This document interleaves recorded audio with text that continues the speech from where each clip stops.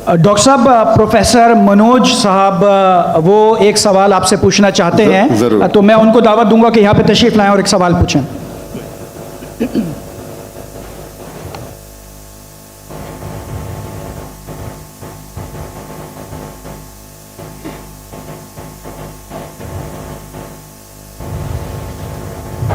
सर्व मंगल मंगल्ये शिव सर्व साधिके शरण्ये त्र्यंबके गौरी नारायणी नमस्तुते। सर्वधर्मान् परित्यज्य माम एकम शरणं व्रजः अहम तमाम स्वरूपापिये प्रियो मोक्षे स्वामी मत्स्य छ। मैं अपने वतन खुशगवार माहौल में सबसे पहले मेरी मातृभूमि अपने वतन के लिए दुआ करना चाहूँगा इस मौके पर कि ईश्वर परमात्मा मेरे वतन को हमेशा सलामत शांति का गहवारा बनाए रखे। खुदा करे मेरे अर्ज़ पाक पर उतरें वो फसल गुल जिससे अंदेशा ज़वाल ना हो, और यहाँ पर जो फूल खिलें वो खिलता रहें सदियों, यहाँ पर खिज़ा को भी गुजरने की मजाल ना हो। और खुदा करे, ईश्वर करे, परमात्मा करे हम तमाम लोगों के लिए हयात जुर्म ना हो, ज़िंदगी वबाल ना हो। मैं श्रीमद् भगवत गीता की एक छोटी सी जो वर्ष है वो उससे ही सवाल करूँगा कि भगवत गीता इंसानों से क्या कहती है, क्योंकि जब सनातन धर्म था तो उस वक्त तो कोई मजहब ही नहीं था। 1 अरब 96 करोड़ 4,32,000 साल का एक एरा है सनातन धर्म का। तो उसमें इंसानों से कृष्ण ने कहा है श्रीमद् भगवत गीता में कि हे इंसानों, ये मैं तुझसे कह रहा हूँ कि समाज तेरी कर्म भूमि है और तू अपनी कर्म भूमि के मानदंड से नापा जाएगा। इसीलिए तू कर्मों से भागने का जतन न कर, क्योंकि तेरा निष्काम कर्म ही तेरा कर्तव्य है और तेरा कर्तव्य ही तेरा धर्म। लेकिन ये धर्म केवल तेरे हित के लिए है तो वो धर्म पाप की ओर जाने वाला मार्ग है। इसलिए अपनों से मुक्त होकर समाज कल्याण के लिए कर्म कर कि यही मोक्ष का मार्ग है, जन्नत का रास्ता है।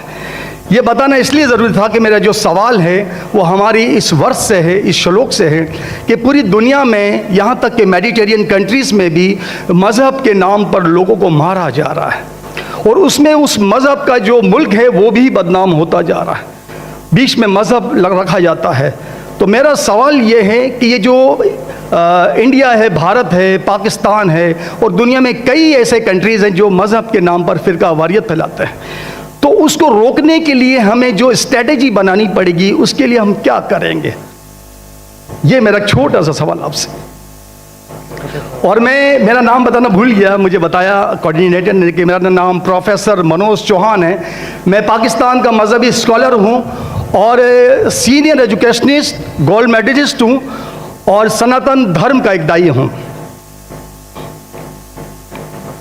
भाई साहब ने बहुत एक अहम सवाल पूछा कि हम देखते हैं कि मज़हब के नाम पे काफ़ी आपस में झगड़े होते हैं, एक दूसरे का कत्ल होता है। इसका सलूशन क्या है? और मेरे तकरीर ख़त्म होने के बाद मुझे एक पैगाम आया हमारे गवर्नर साहब से और मुफ्ती अब्दुल रशीद साहब से कि आप कुछ चंद चीज़ कहो तकाबुली अध्ययन की, जो कंपैरेटिवली मेरी स्पेशलिटी है। तो भाई साहब ने जो सवाल किया वही चाहते थे हमारे मेज़बान, हमारे गवर्नर साहब और मुफ्ती अब्दुल रशीद। तो जो भाई साहब ने सवाल किया कि इसका हल क्या है कि आपस में लोग झगड़ा करते हैं, तो मेरे नज़दीक कुरान मजीद की एक आयत है जिसे मैं कहता हूँ मास्टर की फॉर दावा। सूरह अल इमरान की सूरह नंबर 3 आयत नंबर 64 में अल्लाह ताला फरमाते कुल या अहले किताब, ए अहले किताब यहूद नसारा तालो इला कलिमतिन सवाइम बैनना व बैनकुम, आओ हम उस बात की तरफ जो आप और हम में यकसा है। अल्लाह नाबुदा इल्लल्लाह, कि हम सिर्फ एक अल्लाह की इबादत करें। यहाँ कुरान मजीद में अल्लाह सुब्हानहू व तआला इस आयत में फरमाते हैं, सूरह इमरान सूरह नंबर 3 आयत नंबर 64 में कुल या अहले किताब, कहो अहले किताब से। ये खुसूसन यहूद और नसारा के बारे में मुखातिब होते हैं, लेकिन इसे एक्सटेंड करके कोई भी दिगर मज़हब से आप बात कर सकते हैं, कोई भी दिगर मज़हब से, चाहे हिंदू हो, क्रिश्चियन, बुद्ध, जूस। और इसमें अल्लाह ताला कहते हैं कि कहो इन गैर मुस्लिमों से, तालो इला कलिमतिन सवाइम बैनना व बैनकुम, आओ हम उस बात की तरफ जो आप और में यकसा है। हम इकसानियत पे बात करें, इख्तिलाफ की बात ना करें। इख्तिलाफ है, इसीलिए आप अगर मेरे लेक्चर सुनेंगे, अक्सर लेक्चर का मेरा मौजू है similarities between Islam and Hinduism. Islam और हिंदुइज्म में यकसानियत, इस्लाम और ईसाईयत में यकसानियत। मेरे तकरीर का मौजू कभी इख्तिलाफी नहीं होता है, अनलेस कोई गैर मुस्लिम मेरे कुरान को अटैक करता है और उसमें गलतियां निकालता है। मिसाल के तौर पे डॉक्टर विलियम कैम्बेल, जिसको पीएचडी उसने हासिल की कुरान के खिलाफ किताब लिखने के लिए, Quran and Bible net of science, और उनने 38 गलतियां निकाले कुरान में, नौज़ुबिल्लाह, साइंटिफिक। और 8 साल तक के कोई भी मुस्लिम उसका जवाब नहीं दिया। तो अमेरिका में स्टूडेंट्स ने मुझे बुलाया कि आप भी डॉक्टर हैं, आप उससे डिबेट कर सकते। मैंने कहा अहलन व सहलन। ये 2000 की बात है, जब मैं दावती मैदान में चंद साल हुए थे, और अल्लाह की मदद थी, सिर्फ अल्लाह की मदद थी कि अल्लाह सुब्हाना व तआला ने इस डिबेट या डायलॉग जो शिकागो में हुआ था 2000 में 1 अप्रैल में, माशाअल्लाह उस डिबेट के अंदर वो डॉक्टर विलियम कैम्बेल की उनने जो ऑब्जेक्शन निकाले थे, मैंने सारे ऑब्जेक्शन का जवाब दिया। और जब मैंने निकाली उनके बाइबल में साइंटिफिक एरर, जो मैं आमतौर पे नहीं करता हूं क्योंकि ये आमतौर पे नहीं करना चाहिए, लेकिन जब मुनाजरा हो रहा है और वो अटैक कर रहा है तो मुझे जवाब देने पड़ता है। तो अल्हम्दुलिल्लाह उसी मंच पे डॉक्टर विलियम कैम्बेल ने कहा कि doctor Zakir Naik has raised serious questions against the Bible, I will have to read it again. मतलब उसी स्टेज पे उन्होंने इकरार कर लिया कि जो किताब लिखी थी वो गलत है और उनको फिर से बाइबल पढ़ने पड़ेगा। लेकिन अल्लाह सुब्हानहू व तआला फरमाते हैं, द मास्टर की फदावा तालो इला कलिमतिन सवाइम बैन बैनकुम, आओ हम उस बात की तरफ जो आप और हम यकसा है। सबसे बेहतरीन बात अल्लाह फरमाते अल्लाह नाबुदा इल्लल्लाह, कि हम सिर्फ अल्लाह की इबादत करें। और अगर आप स्टडी करते हैं कंपैरेटिव रिलीजन, तकाबुल अदयान, कि आप स्टडी करते हैं तो आपको पता चलेगा सारे मजहब में बुनियादी बात एक ही है, तौहीद की, कि अल्लाह एक है। लेकिन वक्त जाने की वजह से ये उनके मानने वाले कुछ लोग मानने लगे, कुछ लोग भूल गए। तो आज की तारीख में अगर आपको कोई मजहब को समझना है तो उसके मानने वालों को मत देखो। अगर आपको इस्लाम समझना है तो मुसलमान को मत देखो, कुरान और सही हदीस को पढ़ो और फिर आपको समझ में आएगा इस्लाम मजहब कैसा है। उसी तरीके से अगर आपको ईसाई समझना है तो क्रिश्चियन को मत देखो, बाइबल को पढ़ो। आपको अगर हिंदुइज्म समझना है तो हिंदू को मत देखिए, आप वेद को पढ़िए, भगवत गीता को पढ़िए, उपनिषद को पढ़िए।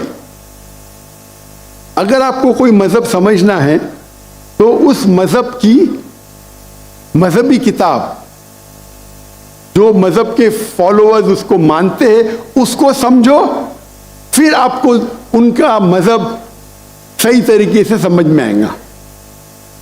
मैंने एक तकरीर की है, concept of God in major world religions, वो तकरीबन 1.5 घंटे की तकरीर है कि खुदा का तसव्वुर दिगर मज़ाहिब में। और मैंने अहम मजहब का हवाला दिया, और भाई साहब क्योंकि हिंदू मजहब से है और उन्हें कोई श्लोक पढ़ी थी भगवत गीता से, सबसे हाईएस्ट हिंदुइज्म में वेद आता है, वेद, और वेद का निचोड़ है भगवत गीता। और वेद के बाद उपनिषद, इसे कहते हैं श्रुति। हिंदू मजहबी किताब को दो किस्म में तकसीम की जाती है, एक को कहते हैं श्रुति, एक को कहते हैं स्मृति। श्रुति वो किताब होती है जो आसमानी किताब होती है, खुदा की तरफ से नाजिल की जाती है, और स्मृति वो किताब है जो इंसानों ने लिखी है।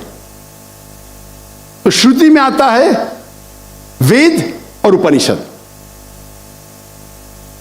आप अगर छंदोग्य उपनिषद पढ़ेंगे, चैप्टर नंबर 6, श्लोक नंबर 2, मंत्र नंबर 1, एकम एविदित्यम, ये संस्कृत वर्ड है। एकम एविदित्यम मीन्स खुदा एक है, दूसरा नहीं है। आप अगर श्वेताश्वेतर उपनिषद पढ़ेंगे, चैप्टर नंबर 4, श्लोका नंबर 19, उसमें लिखा है ना तस्य प्रतिमा अस्ति। प्रतिमा के मानी होती है image, painting, photograph, sculpture, idol. ना तस्य प्रतिमा अस्ति, उस खुदा की कोई प्रतिमा नहीं, कोई फोटोग्राफ नहीं, कोई पेंटिंग नहीं, कोई आइडल नहीं, कोई स्टैच्यू नहीं। और यह चीज दोहराई गई है यजुर्वेद में, चैप्टर नंबर 32, श्लोका नंबर 2, नातस्य प्रतिमा अस्ति। उस खुदा की, उस भगवान की कोई प्रतिमा नहीं, कोई फोटोग्राफ नहीं, कोई पेंटिंग नहीं, कोई आइडल नहीं, कोई स्कल्पचर नहीं, कोई तस्वीर नहीं। और हिंदुइज्म का ब्रह्म सूत्र, हिंदुइज्म में एकम ब्रह्म द्वितीया नास्ते, नैना नास्ते किंचन। भगवान एक है, दूसरा नहीं है, नहीं है, नहीं है, जरा भी नहीं है। There is only one God, not a second one, not at all, not at all, not in the least bit. तो अगर आप हिंदू की मजहबी किताब पढ़ेंगे, चाहे वेद हो, चाहे उपनिषद हो, उसमें लिखा हुआ है कि भगवान एक ही है, उसका कोई अक्स नहीं।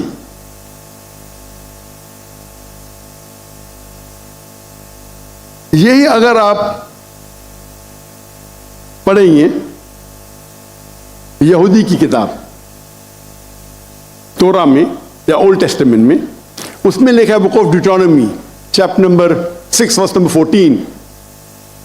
मूसा अलैहिस्सलाम कहते शमा इज़राइलो अदनहीन अदन खद। ये हिब्रू कोटेशन है जिसमें कहा गया your O Israel the Lord our God is one. O Israel सुनो कि हमारा खुदा एक खुदा है। लिखा है बुक ऑफ आइजाया में, chapter number 42, verse number 11, even I am God and besides me there is no other savior। मैं खुदा हूं और मेरे अलावा कोई भी बचाने वाला नहीं है। अगर आप पढ़ेंगे book of Deuteronomy, chapter number 5, verse number 7 to 9, and book of Exodus, chapter number 20, verse number 3 to 5, इसमें लिखा है thou shall not make any image of anything, of any likeness, of anything in the heaven above, in the earth beneath, in the water beneath the earth. Thou shalt not bow down to them, nor serve them, for I, thy God, thy Lord, is a jealous God। अब ड्यूटोनॉमी और exodus पढ़ेंगे, उसमें लिखा हुआ है कि आप कोई भी अक्स खुदा के मुतालिक इस दुनिया में नहीं बना सकते, चाहे कोई भी चीज आसमान की हो या धरती पे हो या नीचे समुद्र में हो। आप खुदा का अक्स नहीं बना सकते।